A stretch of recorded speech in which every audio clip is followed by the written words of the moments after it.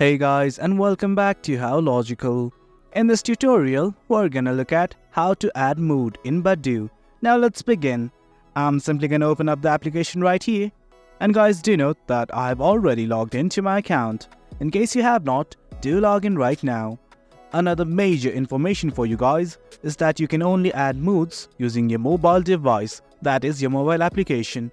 Now what you want to do to simply add our moods is click on this button that says nearby. It's on the bottom left right next to encounters. Simply click on it. Well, and this will open up. Right here, as you guys can see, there is something like moods. Simply click on the button right here and it's gonna pop up something like this. Well, there are lots of options here like feeling confident, up for adventure, send me good energy. Well, there are lots of it. Simply select whichever one you wish, and do note that you can skip this as well. I'm gonna select a random one.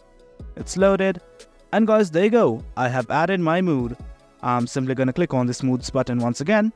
And there you go. That's my mood right here. That says let's hang out. In case you want to remove your mood, simply click on the skip button right here and your mood will be removed. Well guys, it's as easy as that. That's how you add your mood and remove it.